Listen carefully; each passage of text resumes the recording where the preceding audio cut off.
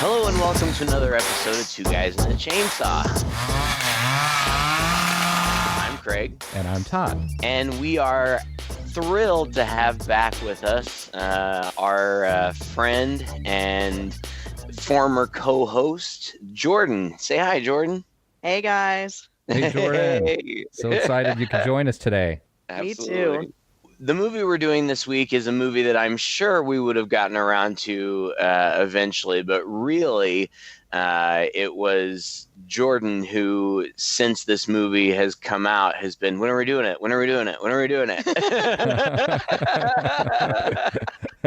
And so we are finally getting around to doing 2017's It Chapter 1. Jordan, I know you, so I kind of feel like I know this a little bit, but why don't you tell us your history with this book and why you wanted to do the movie? Well, like most people who were born like post 1985, as a child, I did see the miniseries. Not when it premiered. I don't have any cool stories about like seeing it in the early 90s and Like being we so do. afraid, but yeah. But okay. I watched the miniseries as a kid, and it was always really spooky to me. And then when I was in high school, I read the book one summer, and I feel like I just really read it at the right time. And because I was 16 or 17 and I could really empathize with the child characters or the characters as children, Mm-hmm. then I could also really, really empathize with, the characters as they were adults. And so the book really means a lot to me. I've read it through 2 or 3 times. It's my favorite book. Wow. I have a foot tattoo that's an homage to the book. But I love this book. And then the movie came out and I really loved the movie. I saw it in theaters like within a couple days of it coming out. I think it was like the second day that it was out that I went and saw it. And I remember like being in tears in the car, like because I was so excited to go. Like I was like a chihuahua. I don't know, Craig. I feel like we should have gotten a guest on here who's a little more interested in this story. I know, right? She only has a foot tattoo. Come on. No, I've seen it. It's a great tattoo. You'll have to send a picture so we can post it on the page. Yeah, let's do that. It's really cool. And any other tattoos you might have. Yeah, whatever. No, I've been really excited to do this too because, like you, I grew up with the miniseries, and we have talked about the miniseries on our podcast, and both Todd and I have fond memories of it. And we had a really good time talking about it. It's, I believe, to date, our only 2-part episode up until now. I mean, surely we'll do chapter 2 when it comes out. Well, And we're just like, kind of have to now, right? It's like by commitment. by the time this gets posted, the movie will probably be in theaters or will be in theaters very soon, and I'm really looking forward to it. But I was a little skeptical when I heard that they were making a new version. I mean, I figured it was probably inevitable that they would eventually, but I did have such fond memories of the first one. In particular, Tim Curry's portrayal of Pennywise. Oh, yeah.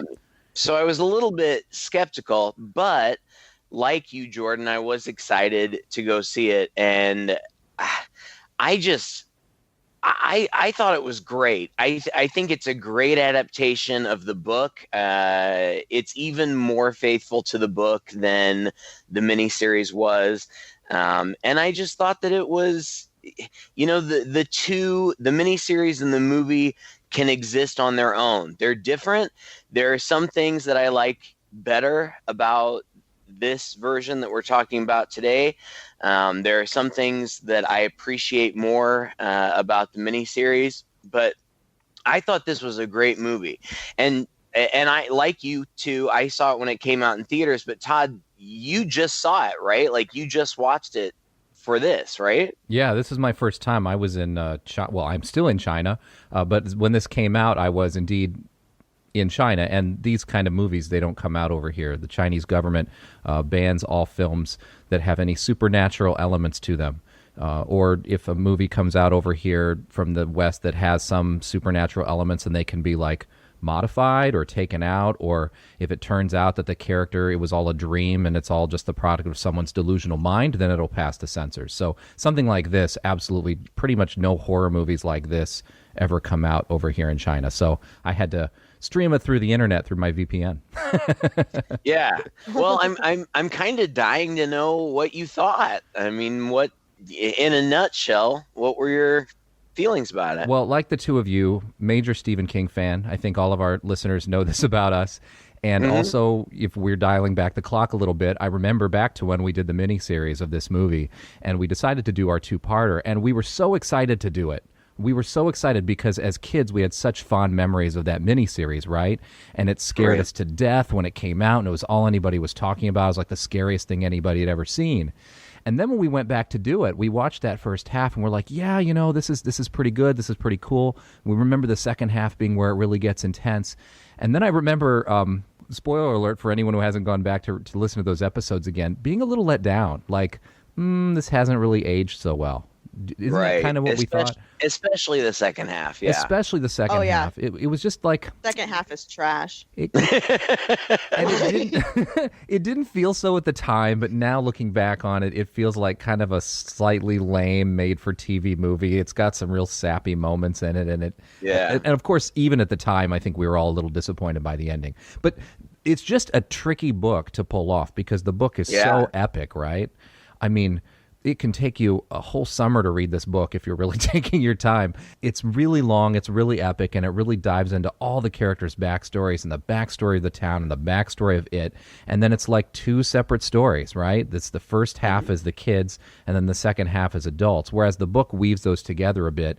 The miniseries and this movie have chosen to separate those. So the first part is the kids battling this creature, and the second part is them having to return to battle it again as adults. And so I'm really hoping that like chapter 2 of this isn't going to be a letdown like chapter 2 of the miniseries was. Watching this part, I have to say, like, I thought it was good. I thought it was fun. I wasn't as blown away by it as I expected to be completely honest. But I think I feel the same way that you do. Like, it has its place. There were actually some things I liked better about the miniseries. And there were actually some things I thought worked a lot smoother and better with this one. And, like, neither of them are quite like the book. You know, it was really interesting to see the things that they decided to leave in and the things that they decided to leave out.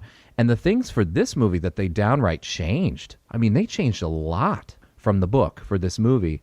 And I kind of liked it. I kind of liked what they did with it. It felt like a slightly different story to me. So it's really hard to compare all three. You know, they're like three separate things, even though they're all kind of based on the same source material. So in summary, I liked it for what it was. It wasn't as scary as I'd hoped it would be.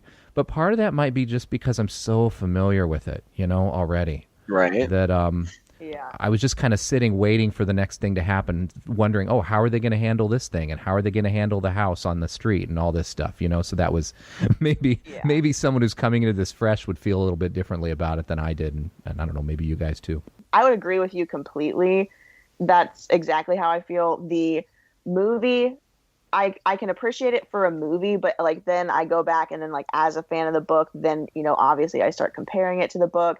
And some of the plot points and stuff that they changed, that it does like kind of disappoint me as a reader. But then as a moviegoer, I think it's a great movie. It is great for what it is. It's interesting and it does keep you interested and just hanging on and you want to know more. So I thought they did a good job with it, even if it is not, you know, true to form. Yeah, it's funny, Todd, I kind of feel differently. Like I felt like they kind of went out of their way to throw us readers a lot of bones. Like there are a lot of things that happen in the book that were not in the miniseries, right? That happen here, and there were even just little references to things. Like, gosh, I was just watching it. I don't know. I remember in the book there was some like big like circular water tower that or something like that a scene took place in. The sand pipe. Yeah. And it's in the book. It's in this movie. Yeah.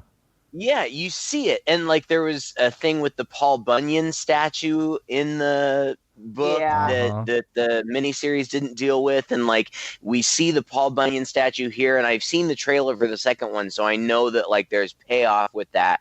The movie was directed by Andy Muschietti, but it was originally going to be directed by Cary Fukunaga. Cary Fukunaga did the screenplay, and his original screenplay, and I'm not really familiar with Fukunaga's work, but people are very impressed with him. But he changed quite a lot, like down to changing names of the principal characters and stuff. Yeah. And when he left the project, and Andy Muschietti came on, they did a lot of rewrites to make it a lot more faithful to the book. And I thought that it was pretty faithful. I have to say that what surprised me the most about the movie, first of all, the kids in this movie are fantastic. Yes. I just think that they just blow me away.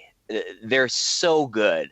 You've got Jaden Martell as Bill, the leader of the Losers Club, and Jeremy Ray Taylor as Ben, who's supposed to be the fat kid. And like, that is so exactly who I was when I was a kid. Like, I related with him so hardcore. Sophia Lillis as Beverly. She's just stunningly gorgeous, but in a you would know her kind of way. I would have had such a crush on her as a kid. Finn Wolfhard, who is, really a rising star. He's best known for his work in Stranger Things, but he plays Richie Tozier. And then you got Chosen Jacobs as Mike Hanlon, Jack Dylan Grazer as Eddie Kazbrak, and Wyatt Oleff as Stanley Uris. I think that the characters of Stanley and Mike kind of get the shaft in this movie. Yeah. I feel like they kind of got written out to the side. But the thing that surprised Stan gets the shaft in the book anyway. Yeah, that's true. That's true. But this movie is funny. Like, I remember being in the theater and just laughing out loud so hard because the dialogue between these kids, especially Finn Wolfhard's lines, I mean, I was just cracking up. I thought it was hysterically funny. And I think that that's a really difficult thing to balance, comedy with then, some pretty seriously horrifying things that are going on. And that was one of my favorite things about it. It's something that many people criticized, but I thought that I just loved it. The humor for me was so effective, and it was also very realistic because these are all middle school kids. And I remember being in middle school and all of us were just cursing at each other and calling each other curse words because it was the thing to do, and we thought it was so cool.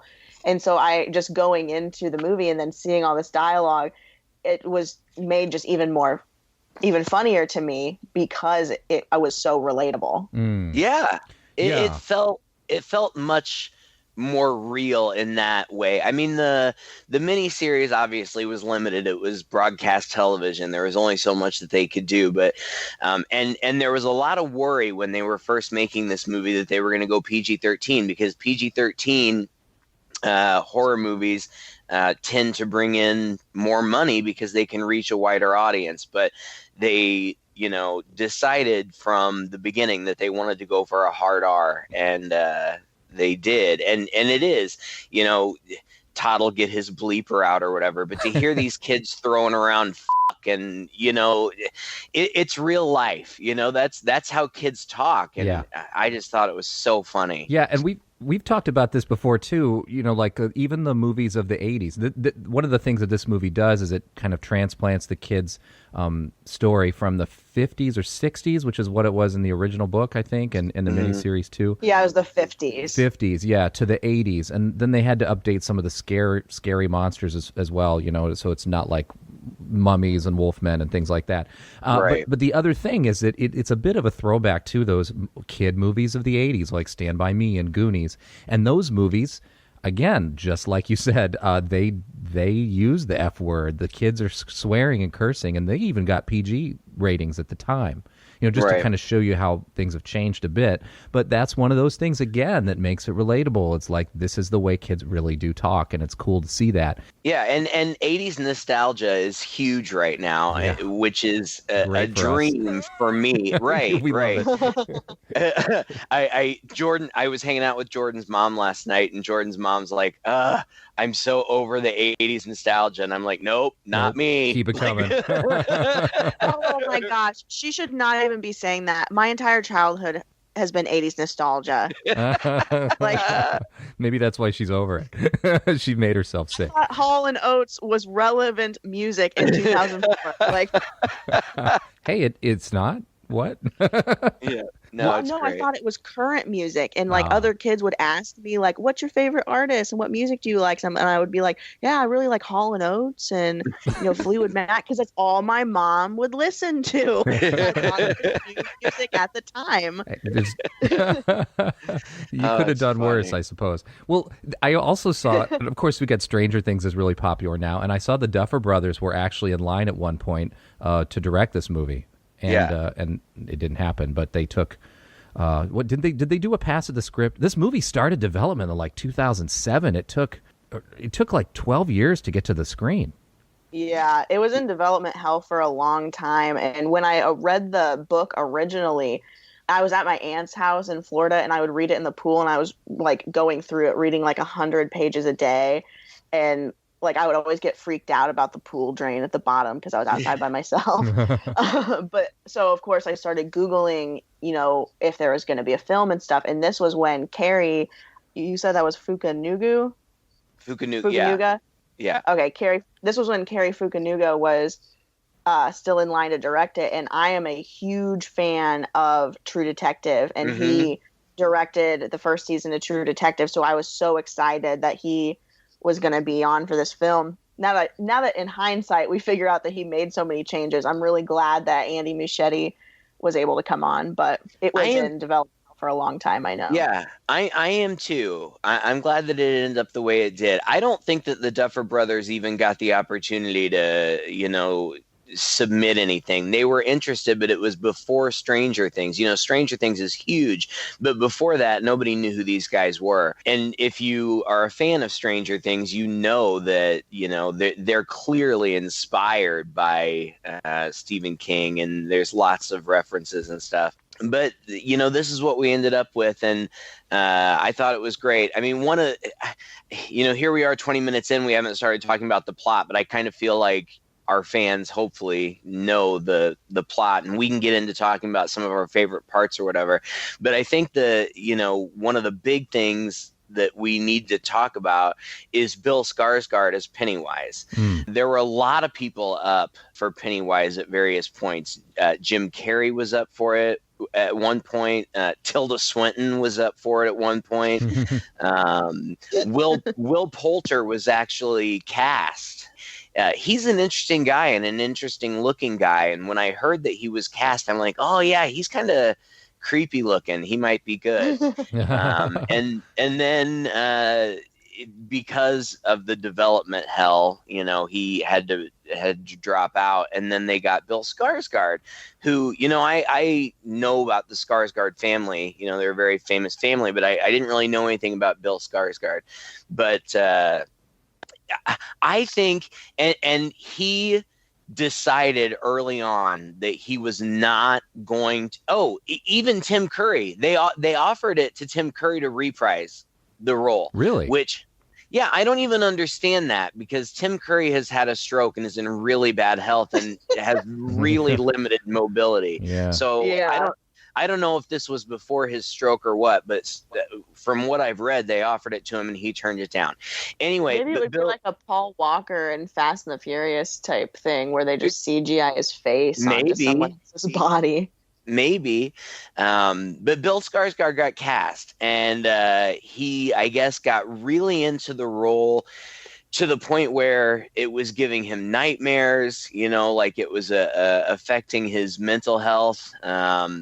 But he decided that he was not going to try in any way to emulate Tim Curry, which I think was the right way to go. You've got to make this your own. And I think that he does. I think that he's a really creepy Pennywise. The only thing, if I'm going to be critical of the movie, my only criticism would be the CGI stuff that they do. I'm right there with you. Yeah, that they do with him. You know, the reason that I'm so impressed with Tim Curry's performance is because all that dude had was a wig and some makeup. Yeah. That's it. That's all he and a couple of prosthetics and a couple of scenes. But that's all he had. You know, it was all his performance. And I think that Bill Skarsgård gives an amazing performance, but there are some CGI moments in here that I think are a little much. For example, the garage scene. I'm not saying it's not a scary scene. It's a scary scene. But when a great big giant Pennywise pops out of the slide projector and jumps out at them like a 3D movie, it took me out of it a little bit. That was a bit of a cartoon moment, and there were a few of those in here. I agree with you. I feel like at the end of the day, I'm just trying to figure out how much was his performance and how much of it was just CGI, because really he just kind of has a look, and he says some lines. He only has, I think I read, like 5 minutes of dialogue through the whole movie. And actually one of the things is he doesn't show up too often in the movie, which is a good thing. But when he does, it's him with his head kind of down, smiling the creepy smile, saying a few lines, and then like poking around the corner or poking around back. And everything else is like CGI, his eyes going different directions or making his mouth go a little bigger. Bill Skarsgård. Oh, sorry to interrupt you, Todd, but yeah, the eyes. Bill Skarsgård does that naturally. Yeah, I know he can make his eyes go the different direction. That's true. He can do it to an extent, but then there were times when they just like made it even, crazier. Like it would roll completely sideways or go into his head or things like that. So I mean, I'm not trying to downplay it. I just feel like. Unlike Tim Curry, who's given a lot of room to work with, in here, he gets not a lot of room and gets a lot of help from the CGI. You know what I'm saying? Yeah. I don't know. I get what you're saying, but I do think that he gives a strong performance. I mean, I think that he's creepy. The way that he talks, he's got kind of a higher pitched voice, and you look like a nice boy. I bet you have a lot of friends. 3, but my brother's my best S. Where's he? In bed, sick. I bet I could cheer him up.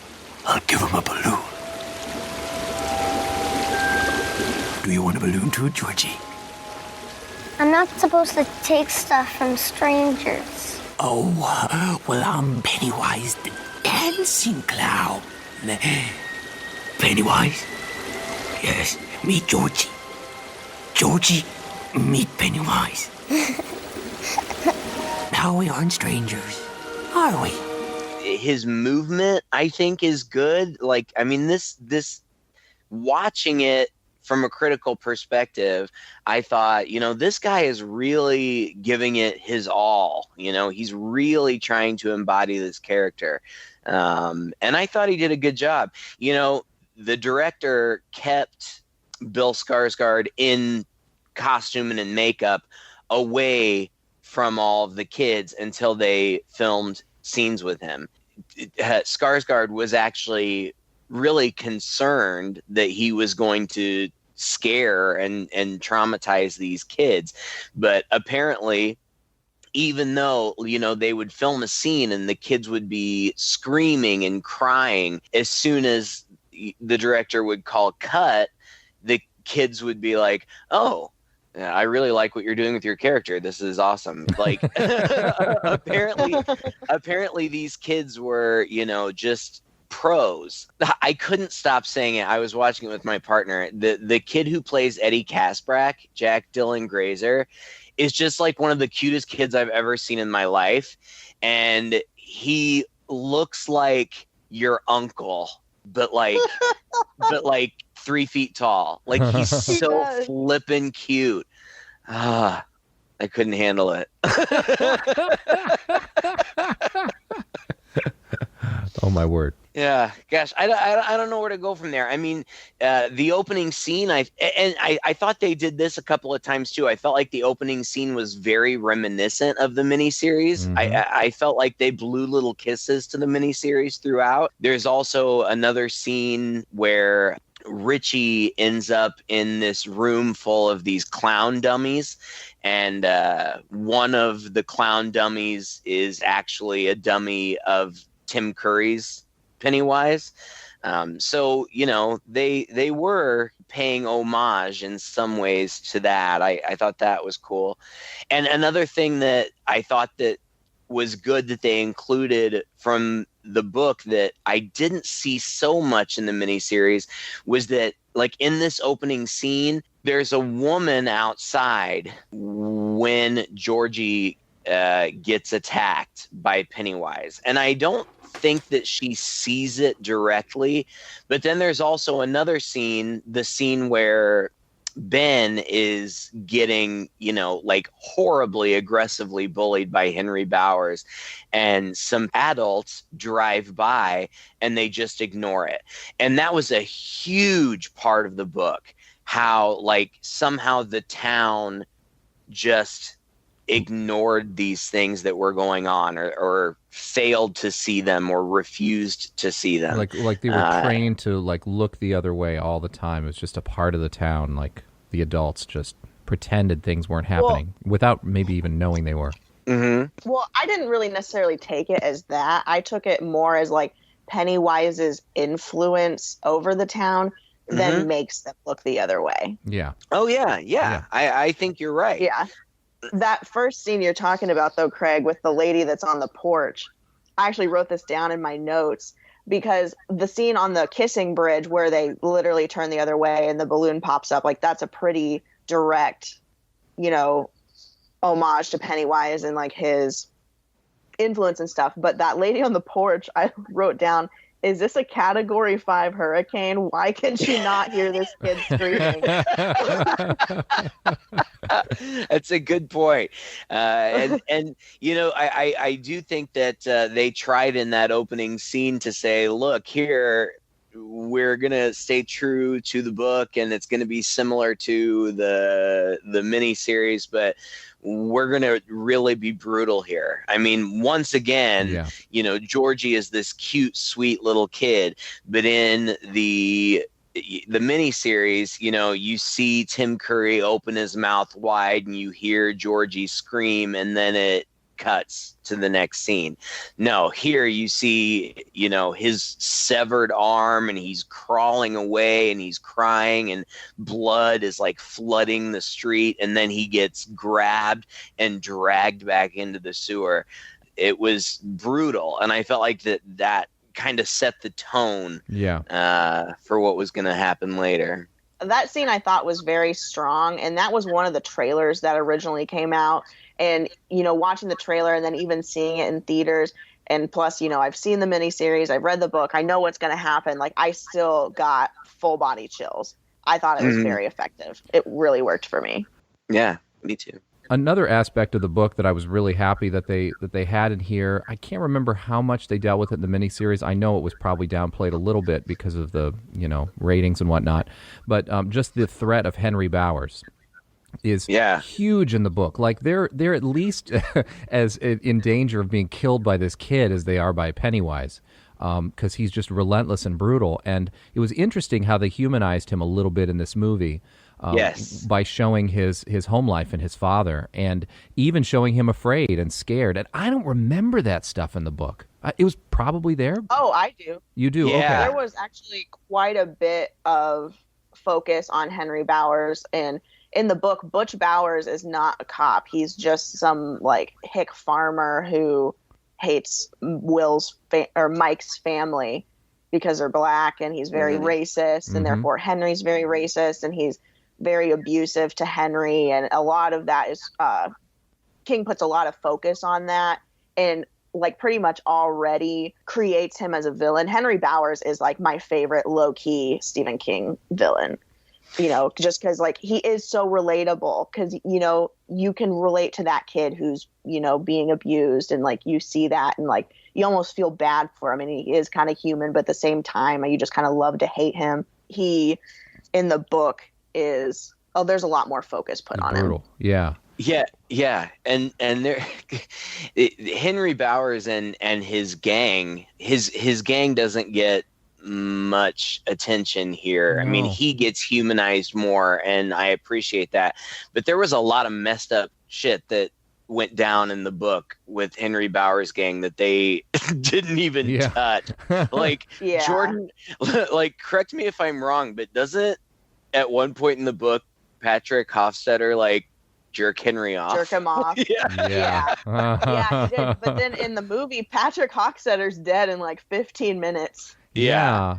And that was one choice like I wasn't super pleased with, just because I felt like it was kind of rushed, and they're like just trying to fit in another murder and just like trying to like I felt like that was just like a very obvious attempt to like move the plot forward. Whereas like if Patrick Hochstetter had maybe been kept around, because in the book Patrick is like his own little like demon. He he smothered his baby sister or baby brother when he was like 5. He puts animals in like refrigerators at the dump so they die. Like he's very obviously like showing signs of the McDonald's serial killer triad, like in the book before he even gets killed by Pennywise. And then his death at the hands of Pennywise, and Beverly sees it, and it was very good. It was very creepy. Yeah, that was a really scary part. Well, yeah. Well, to be honest, I feel like the Bowers gang is handled maybe even a little better. I don't want to say better, just differently, but there's more of it in the miniseries than in this movie. Really, the focus seems to be more on, they've chosen to focus more on Henry in this and humanize him a little bit more, show a little bit more of his home life to give you a reason for his brutality at the expense of really having them participate too much. Like, the first thing that he does is he grabs Ben and he carves his H in his stomach, which is, it happens in the book. Didn't happen in the miniseries, but it shows you, how brutal he is. So at least that's established right at the beginning. But after that, the movie just kind of goes through a lot of Pennywise scenes, one by one, appearing to the children, torturing the children. And then every now and then Henry comes in, but just not to the extent that I even felt like he did in the miniseries. So he seemed like a threat, but again, kind of more in the background, like something they could handle or something they didn't have to deal with too often, which isn't the feeling that I got from the book or the miniseries, No, you're right. Henry and the gang were almost as scary as Pennywise in the book. But but I get it. I get why they focused where they did. Loser. Suck, Bowers. Shut up, Bill. You say something? Billy? You got a free ride this year because you're your little brother. Ride's over, Denbro. This summer's gonna be a hurt train for you and your faggot friends. Actually, this is a long movie, and I don't have the attention span usually for long movies, but I think it's so good. I think that it probably wouldn't have had the production quality, but I feel like they could have done it as a limited series again, and they could have included even more. But whatever, they made the cuts that they did, and it was fine.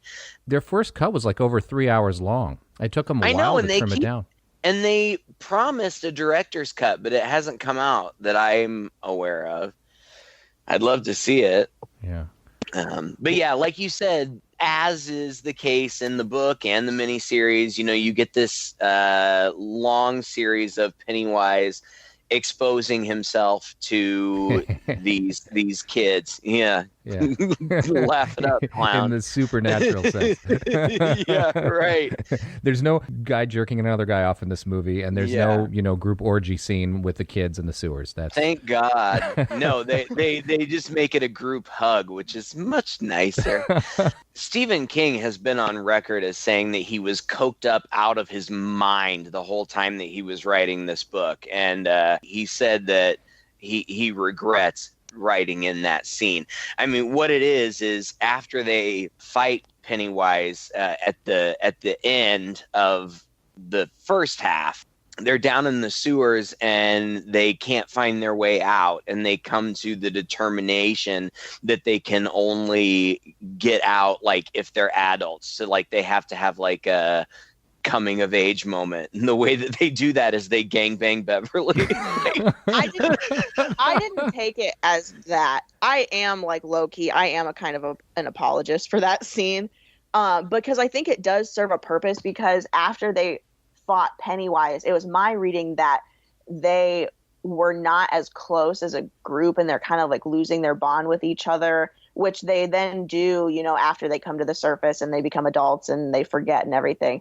But then that scene then like bonded them closer together, so that they had that bond back and they could find their way out together, and like it, you know, focused more on like the togetherness, and they have to do everything together. But then also, like, this is really like nitpicky, and like I'm really overreading this scene, but then I did notice that Stan and Eddie, I believe, maybe not Eddie, but like two of the characters that died, or maybe it was just Stan, like did not reach climax, for lack of a better term, because I'm not gonna I'm trying to find the most delicate way to talk about a child. But then he, you know, Stan commits suicide at the beginning of the book, and then I think one other character that like they were not as close to like did die, because like he also didn't reach climax apparently. I'm sure you're right. I just don't remember that.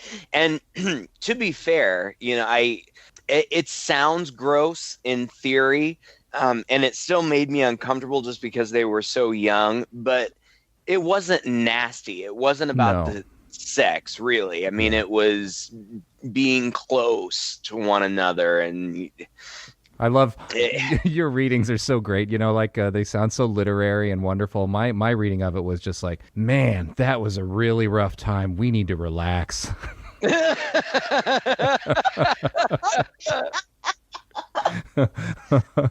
Well, what I was going to say was, you know, most of the introductions I think are relatively similar to what they are in the book. Like you get the blood in the sink moment with Beverly, which I thought was really good here. Yeah. And you see the group coming together, because originally Mike and Beverly and even Ben, you know, they aren't a member of the group originally. It's when they come together, and that, you know, that's kind of how Henry's gang functions in the novel too. Like they have to come together so that they can stand together against Henry, but then it's that strength that they have together that allows them to be able to battle Pennywise. As far as the introductions are concerned, I just wanted to bring up Stan, because his is completely new, like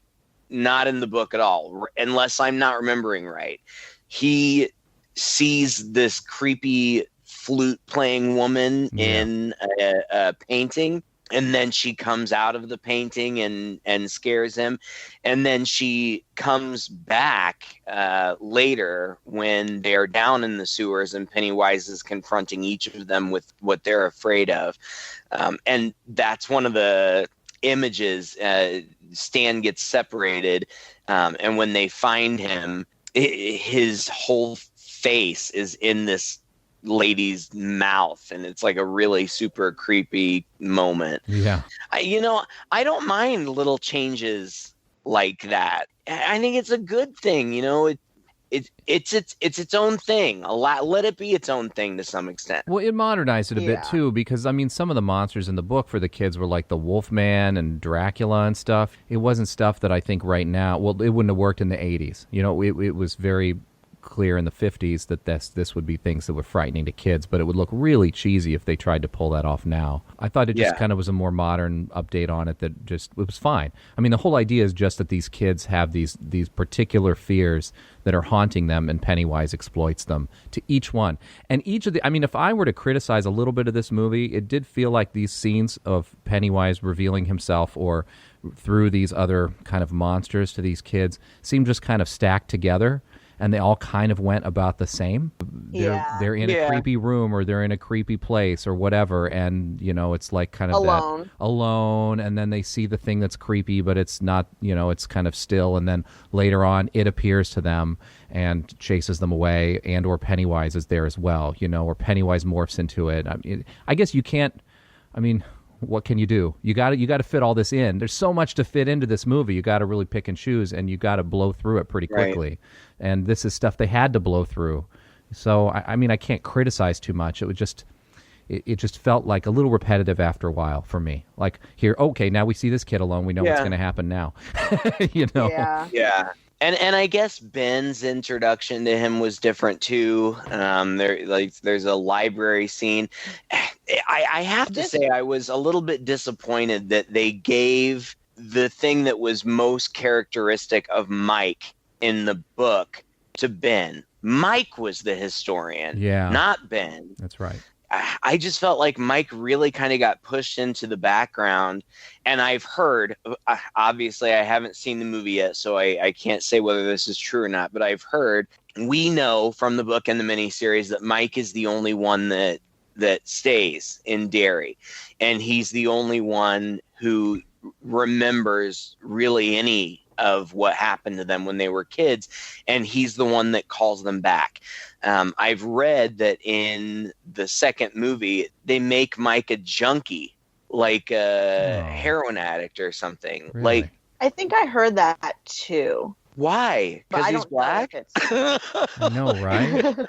Well, no, I think it's just because like he's the only one who stayed, and therefore he's the only one that remembers, and it's probably just like kind of a way to show how like the trauma has like affected him, and like staying in Derry has affected him, and how like this just constant, even though Pennywise is hibernating and whatnot, like even if Pennywise is hibernating, Derry is still like a very like violent and negative place, and like it's probably just to show like how Derry and like life there, and then plus his childhood trauma has like weighed him down to the point of drug abuse. Look at you being all rational, like that makes perfect sense. It's Meanwhile, true though. I'm sitting back here like, why are they doing this to this guy? I don't. Well, they kind of change his backstory a bit here too, don't they? Both of his parents die or have died, and there's another spot where they pull in some history from the book that they don't. Like you said, Craig, they did get to squeeze in some nods that the miniseries didn't do. There's a lot of history about the town, but one bit of history was this big fire that happened at some place called the Black Spot. And it was a big deal. I think it was like a hangout for the African Americans in the town who were kind of ostracized, or kind of like, obviously product of the time, put away from everybody else. And this movie had his parents dying in that fire. So he's an orphan basically, and he's being raised, I guess, by his uncle, and he's working in a slaughterhouse. And he's being slapped around a bit because he's not man enough to, pull the trigger on the bolt gun. And then it was interesting then that the bolt gun becomes the weapon of choice, almost offhandedly, really. I mean, it's such a big deal in the book and the miniseries, like the weapon that they use to kill him. There's a lot of thought that goes into it. And in this, it's just like, oh, I'm going to bring my bolt gun along, and that ends up being the thing at hand that they use on the Pennywise guy when they're down in the sewers with their final conflict. But then there's that awesome scene, like at the end, where they're all driving to Neibolt Street, and they turn the corner, and you just see Mike strapped on his children's bike. I liked that scene a lot. It really just like got me pumped for the fight. Yeah. The ending is where I get hung up, when they go down to the sewers. Well, before we get there, because, oh gosh, I actually like the ending. But before we get there, one of the other things that I really liked that they did here that they didn't do in the miniseries was all the stuff that happened in the house on Neibolt Street. Yeah. That was completely eradicated from the miniseries. And there's some great stuff at that spooky house. That was a great scene when they first go there for the first time. I liked that a lot. It did kind of fall into the horror trope of, why are they getting separated? Yeah. Like, stick together. Yeah. Everybody go to a different room and get spooked out. But it was really spooky. And the leper was creepy as heck, and he was one of the most memorable parts of the book to me. Gosh, I don't know, Skarsgård, I just thought he did such a good job. Like when he's tormenting them, there's a missing poster of Richie, just like the missing posters of the missing kids that they've seen everywhere, and it totally freaks Richie out. And then he freaks them out, in other places, but eventually he comes face to face with Eddie, and I just thought that part was terrifying. And this cute ass little kid with this scary clown right in front of him. Apparently Jack Dylan Grazer, I think that was the first scene that he filmed with Bill. And so like he was actually like legitimately crying at one point and like actually kind of scared because he was so freaked out. But then after they cut, he was like, yeah, hi, nice to meet you, man. Like, and apparently things were like chill. But that was one of my favorite scenes, when Richie and Bill and Eddie go in, and then they get separated, and Eddie falls through the ceiling and he breaks his arm. But then Bill and Richie, they get locked in that room, and Richie goes to the clown room, which I thought was really creepy. And I thought Pennywise had him for a second, but then Bill got him out.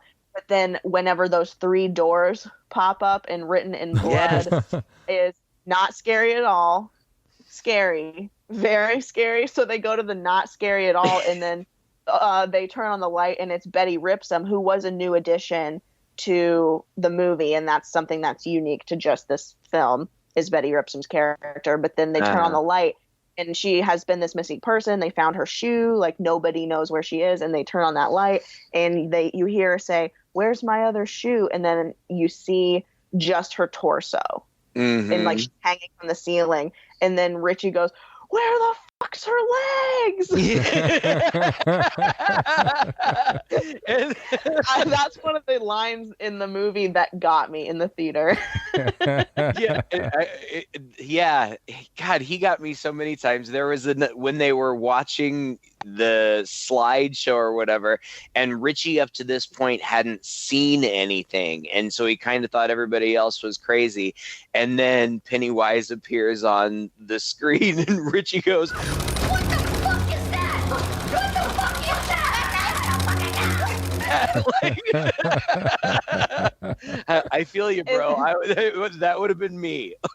And then after Richie and Bill escape the upstairs and go downstairs to help Eddie, and they encounter Pennywise, Bill the whole time has been reminding Richie it's not real, the missing poster's not real. And so then Pennywise turns on Bill and says, "I'm not real enough for you, Billy. I was real enough for Georgie. Should have called him Pennywise." Yeah.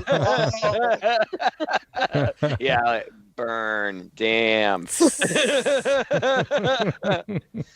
Oh man, well, yeah. It was cool how this house ended up becoming the entrance to the lair. Previously in the book and in the movie, I think it was just kind of a sewer pipe in the Barrens, right? How they go in. Yeah, you just had to like go into manholes and then climb down. But in this case, they actually made it in the house, so they had to go in the house. And that was a nice touch, although it was a little silly then when they decide to go back, suddenly the house is kind of normal and they can just go to the basement and go down into the sewer. It's not this haunted house that it was before, What?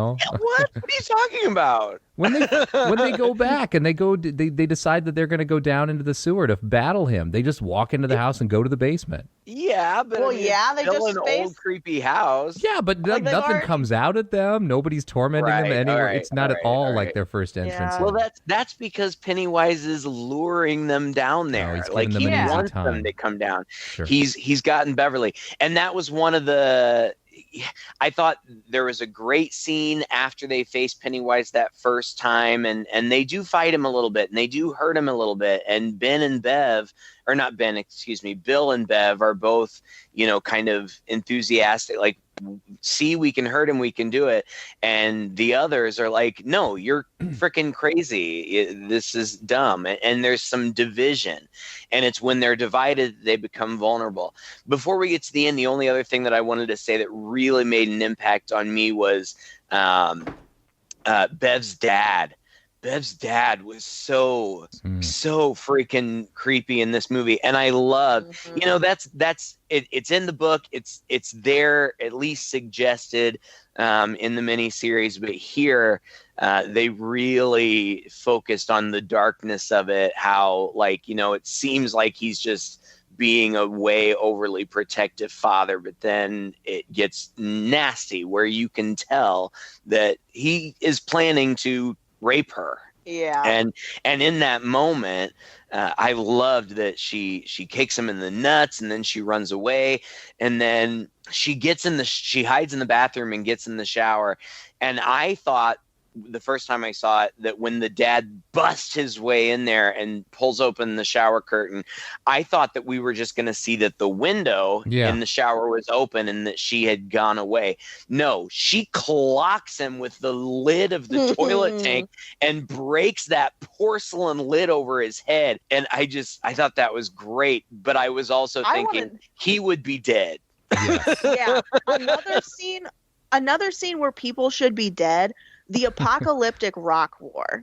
Yes. Where, like, did you guys see those rocks? Like, if those rocks like really occurred in nature, there's no way. After getting hit in the head, Henry, Belch, and Victor would be dead. Yeah. Like, there's no way. They're like, ow. They're lethal. They're like, ow, and then throw one back. Yeah. Yeah. This is stoning. Yes, this would kill you.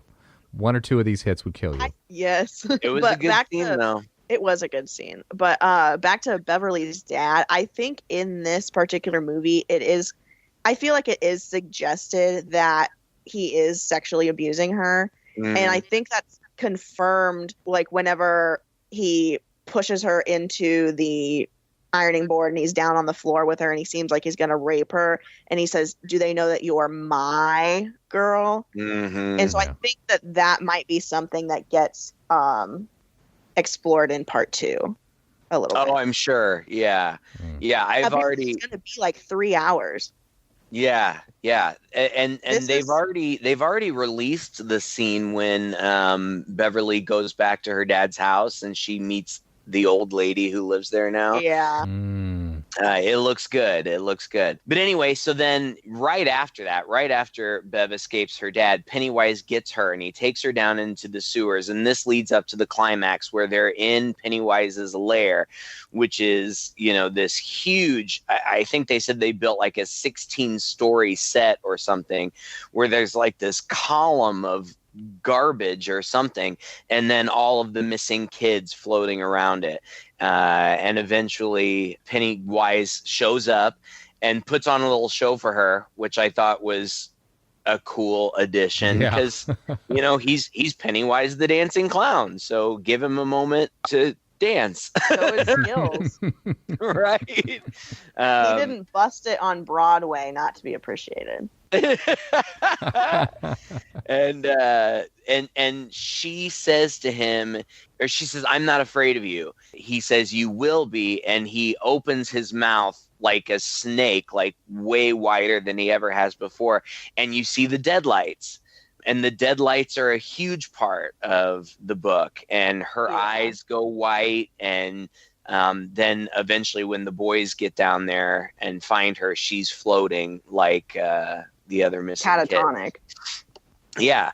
But Jordan, why do you find the ending problematic? I thought it was good. Well, I just have like really mixed feelings about it. And like for a movie, and I remember seeing it the first time and I thought it was pretty good, but I think I just prefer the book ending. And I think it would have been really effective if it had been played out in the movie. Because in the book, how the whole ending starts is it does start with Bev, having that fight with her dad, but then she evades him and like is running through alleyways and crawling underneath garbage trucks to like get away from him. Mm-hmm. But then apparently like a storm is coming. And so like the whole town is just like feeling Pennywise's vibes, I guess. And so like all the adults are looking the other way. Henry Bauer's gang is rabid. Mm-hmm. Yeah. And so it's then Henry Bauer's gang that chases them down into the Barrens. Right. And then they all climb down I believe they call them Morlock holes, but just like the manholes that are sticking out of the ground in the Barrens that lead down into the sewers. They all climb down there. And so then Henry and them chase them in. And so at first, the losers are staying together, and then Henry Bauer's gang is kind of behind them.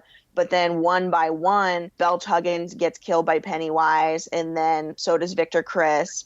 And I thought that was very, very creepy. And that was a moment that really stuck with me and it almost made me sad for them. And because, they've been bullying the losers this whole time. Okay. But then through Henry's own fault and through really no fault of their own besides being stupid kids, they then just get really brutally murdered. And in the adult portions of the book, they are brought back again, as these decaying corpses who are helping Henry as he's under Pennywise's influence, and Henry's able to talk to them about what happened. And it was just very, very effective. Then Henry chases them through, and then he gets lost and goes crazy, and he never really does anything besides kill his dad. But then he ends up blamed for all of those child murders, and he ends up in the asylum. So I think that it's one kind of more of a direct connection to what happens in the adult sections. And 2, I just think it could have been more effective. And then 3, I wasn't really mad at it, but it was just kind of oh, okay, they have to go and down and save Beverly. They have to save the damsel in distress. We've seen this before, Yeah, that makes sense. And that's something there's a great fight between Mike and Henry as everybody's going down the well or whatever it is to get down to Pennywise's lair. It's a great fight, but it ends with Mike throwing Henry down the well, and in another moment where he would definitely, for sure, without question, be dead. But he can't be dead. He plays a huge part in the second part of the book. Yeah. Right? He does. Yeah, unless he, the blow was probably softened. He probably landed in the water or some cushion. Okay. Yeah, but he hit a whole bunch of stuff on the way down. I saw it. Yeah. Well, and I felt like I heard bones breaking. I don't know, but I wondered about that. Scene, I felt like that fight scene also could have been more effective if the history of Henry and Mike in the book had then be put on screen, because Henry is very racist to Mike, and he's very racist to the whole family. Henry killed Mike's dog, Mr. Chips. In a horrible way, yeah. Yeah. Yeah, we'll see how those things play out in the second part. But they all get down there, and Pennywise kind of confronts them all with their worst fears. Bill sees Georgie, and he runs off chasing after Georgie. And then the rest of them eventually end up where Beverly is, and they pull her down. And there's a cute little moment where little fat Ben kisses Beverly, and that wakes her up, and she realizes that he's the one that wrote her the poem, and it's cute. But then there's a great scene where Georgie is talking to Bill and saying, what took you so long to find me? I was scared. I want to go home. These actors are kids. I had to keep reminding myself of that just because they were doing such a good job. And Bill says, I want nothing more than for you to come home. I love you too, but you're not Georgie. And then he pulls out the bolt gun and shoots him. And of course, it's Pennywise. And Pennywise then comes back to his clown form. And they all fight him. And I just thought it was a great fight. And I loved that Pennywise knows that Eddie is a germaphobe. So he vomits all this black stuff on him. And that just makes Eddie go ape shit. That was in my notes, I'm going to kill you. But I think eventually they fight. It's a great fight, and I liked that there were suggestions of Pennywise's true form, because it turns out in the second part that he's kind of some kind of weird alien spider kind of thing, and you get a little suggestion of that here. But he appears as the the painting lady. He appears to Bev as her dad, but they all are just going at him and beating him up and protecting each other. And at one point, he gets a hold of Bill, and I thought this was really cool when he gets a hold of Bill and offers like just to take Bill, and then let the rest of them go. That was an interesting moment, yeah. But then like through like his influence, and you see like how he has like this influence on the town and stuff, because in the book it's made very clear like that these bad people, like Greta Bowie's family and a couple of the other families, like they were very heavily involved in like the KKK, and like they had done all these bad things. And through that, like Pennywise was almost able to like elevate their status, because then those are like the rich families that are living on like Broadway Street that Eddie walks by their houses because he's so jealous. But then through Pennywise's influence, like he's offering to then do that for other people, which I thought was really interesting. It's my favorite scene in the movie because Bill, Pennywise says, I can kill you all, or you guys can leave and I'll just take him. And Bill says, go. Richie, who has been mad at Bill for getting them involved in this, goes off on this monologue. I told you, Bill. I fucking told you. I don't want to die. It's your fault. You punched me in the face. You made me walk through shitty water. You brought me to a fucking crackhead house. And now, I'm gonna have to kill this fucking clown. Welcome to the Losers Club, asshole! Oh, God. So funny. Finn Woodhard. Funny guy. I would also just like to point out one of Finn's other great lines in the movie, and it was after they had all burst into the Neibolt Street house, and Pennywise is like having his moment in the kitchen with Eddie, and like all the losers are there. And so then one thing I thought was really funny is that Pennywise, and this happened in the book too, I think, he's terrorizing them all, and then all of a sudden he's just like, I'm gonna go back to my lair, and then takes like this random side swipe at Ben for like no reason.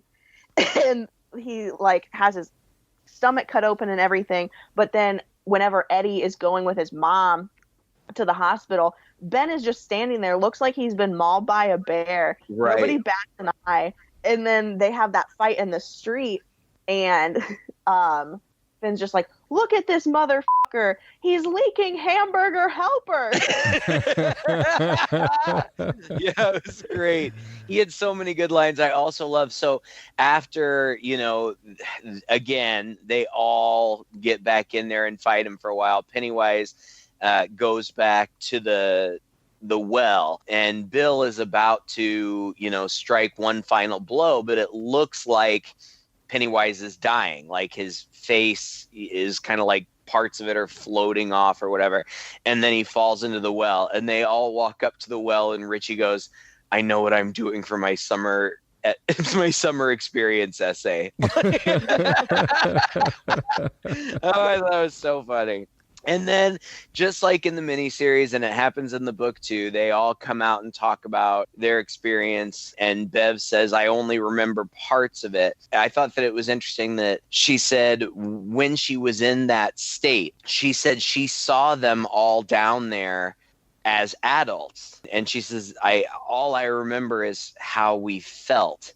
And that's when Bill says, swear that if it's not dead, and if it comes back, that we'll all come back. And they all have that moment where they, grab hands in a circle and they swear. And it's a nice moment. And then everybody kind of trails off until it's Bill and Bev alone. They have a nice, sweet little 13-year-old sweet kiss. We find out that she's leaving, getting away from her abusive father and going off to live with family somewhere else. And that's where it ends. Yeah. And I don't know. I was so satisfied. I just thought it was great. I thought it was good. I mean, again, it was just another take on it, and I wasn't I don't know, maybe it's just I've seen too many horror movies, or maybe just because I know the story so well. I wasn't particularly terrified by it. I could see why other people were scared. But yeah, I thought it was a solid take on the movie, and I really liked how they were able to incorporate parts of the book and kind of update the only other movie version of this that we have, for now. I really liked that. And it's interesting because how they wrap this up, they didn't really hint at they hint at it because the story hints at it, but they didn't really necessarily obviously set it up for a sequel, because I don't even think they knew they were going to get to do the second part. They didn't know how well this movie would do, but this movie ended up breaking massive records. Like second highest opening for an R-rated movie ever, even adjusted for inflation. It made $700 million worldwide on a $35 million budget. I think it easily surpassed all the horror, top horror movie opening. It made tons of money. It was hugely successful, broke a lot of records, and so it became pretty obvious very quickly that they'd get to do a sequel. So that's good.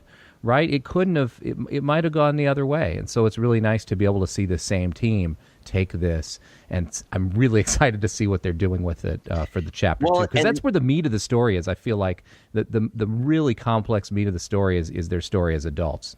Right. And because it was so successful, people took it seriously, and they got big names to play the grown-up versions of the kids. Bill Hader's in there. Holy crap. Yeah, Bill Hader is Richie, which is genius. I think he's going to be fantastic. James McAvoy is Bill. He's amazing. Who is it that is playing? Jessica Chastain is Yes. It's going to be great, or at least it certainly has the potential to be great. There's some really strong people in it, so I'm looking forward to it, and I look forward to talking to you guys about it as soon as we get the chance. Well, how about you, Jordan? What are your final thoughts on this? As a movie, I really loved it. I appreciate it, and I've seen the movie probably upwards of 10 times at this point. Oh, wow. I really enjoy it, and everybody knows that I love it, and that I'm a huge Stephen King fan. I love Pennywise, so then everybody wants to watch it with me, so I watch it quite a bit. But I thought it was genius for a movie. I thought the dialogue was genius. I thought the story was great, and in some ways it is a departure from the book, and as the Stephen King junkie that I am, that kind of does disappoint me in some ways, but for a movie, I really enjoy it, and I can appreciate it for what it is. Yeah, I agree exactly. As far as film adaptations go, I think this is a strong one. I mean, I don't know that you're ever going to get an exact representation of any novel, especially not like a 1,400 page one. But it was good. All right. Well, thank you, Jordan, for joining us today. It's always a pleasure to have you on. Thank you for having me. Oh, seriously, it's our pleasure, and we'll definitely have you back for chapter 2 when we get around to it eventually, if not before. But until then, I'm Craig, and I'm Todd, with Two Guys and a Chainsaw.